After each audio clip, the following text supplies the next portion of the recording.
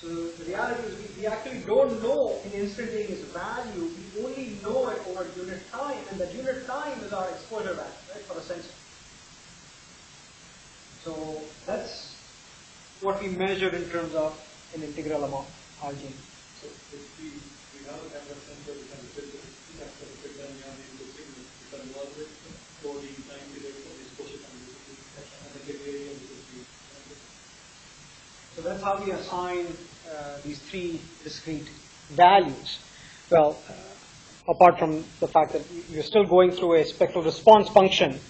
So if you remember, when we talked about the camera, we talked about a response function. Right? Now, you have to convert the response function to also a spectral response function as opposed to just a response function. It acts as a modulator of the actual spectral energy that you have in each bucket being converted to what the sensor can actually measure. So it's going to be some modulating function that says that if I get this amount of energy, what is it going to actually map to in terms of measurable intensity?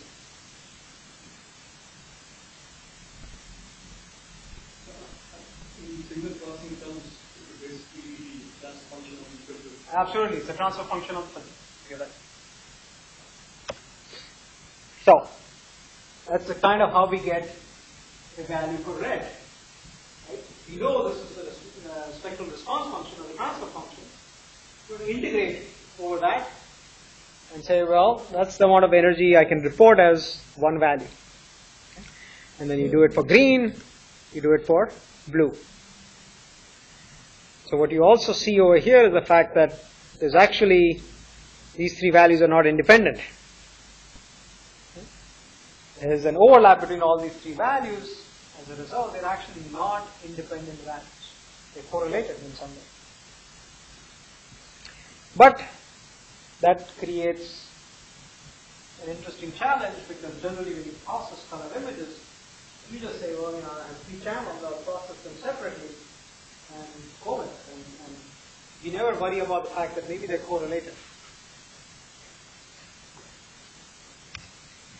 Okay, so, all right. Well, people have done very interesting studies on the human vision system. And if you look, this is an actual picture, micrograph of what the cones look like sort of in the center of the eye. You find that they are very nicely packed, very uniform distribution, same size, and so on and so forth. Now, as you go more towards the periphery, you start seeing that, the size of the cones actually grow, but they also become sparse. And between those spaces is your rods. And of course, one of the things you should notice here is that the approximate shape of the sensors is hexagonal. So, as an interesting aside, there is actually interesting research just in image processing, right? And also in terms of sensor design, to go back and say, well, do we really have to design sensors which have rectangular height? Why not design them to have this kind of height? Of course, from a digital perspective, processing will be quite challenging. Because now you can't do nice traversals and road columns. But we have to come up with a different pattern.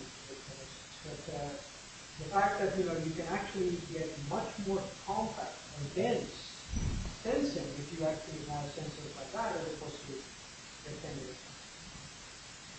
In the same area, I can actually pack more sensors.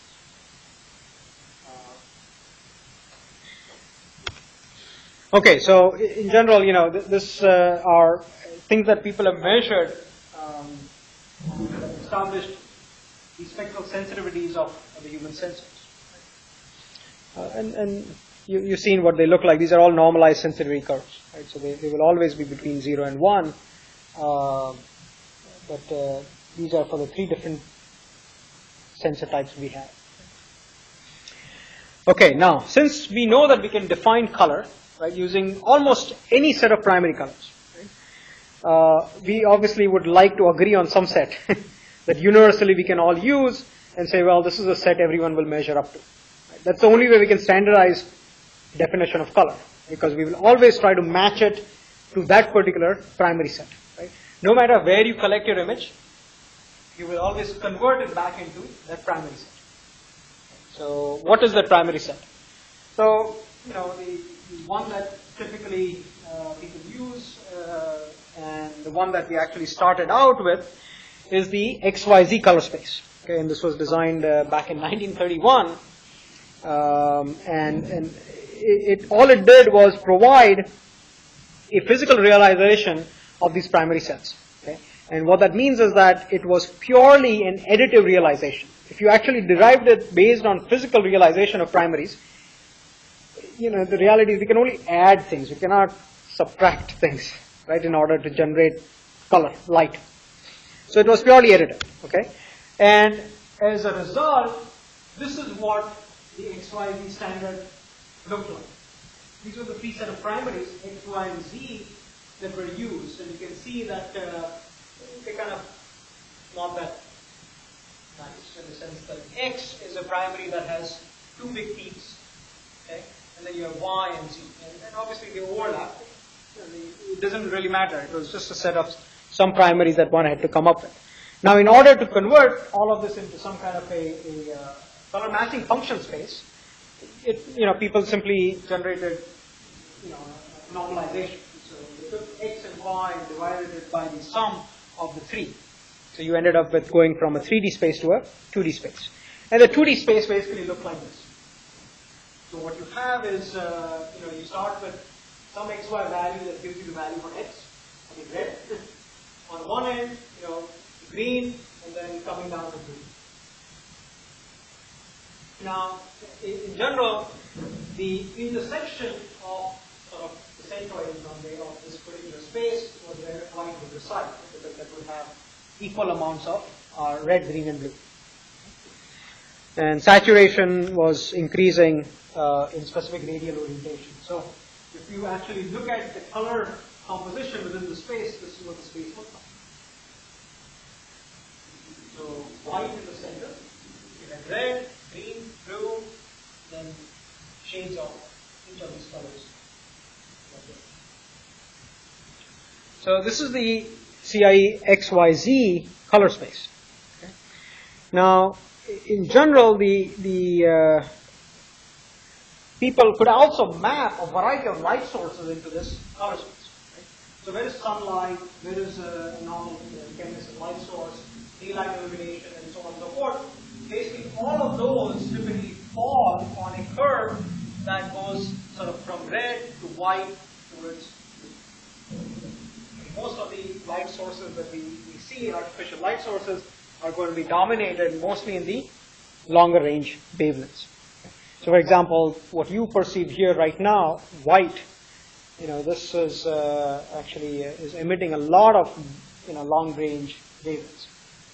Sun, for that example, sun emits a lot of IR, a lot of red light coming through. You don't necessarily see it like that, but a lot of red light coming through. Now, one of the problems with this particular color space was that our ability to match color, especially in quantitative manner, requires that we establish some kind of a distance relationship.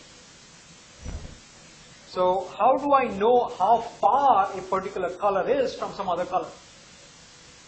Typically we say, if I have an XY space, you would prefer to say, well, x1 minus x2, y1 minus y2, or some kind of a squared Euclidean measure, right? x1 minus x2 squared plus y1 minus y2 squared, the root of that. That's how far I am. Well, great. So obviously that's what people want to do. So if I go and look at this particular space, unfortunately, the separation in colors is not uniform across the space. So if I were to actually measure an equidistant separation between colors, I would find that in the blue space, the equidistant separation would be much smaller than in the green region, or for the matter in the red region. Furthermore, they're not even symmetric. They're defined by these ellipses. So this became a problem. Now, this figure is actually somewhat of an exaggeration. The true point spread is defined over there. But if you were to blow it up, this is kind of what it would look like. Right? So perceptually, it is appropriate. Okay? So this was problematic, and we can't really use this kind of a measure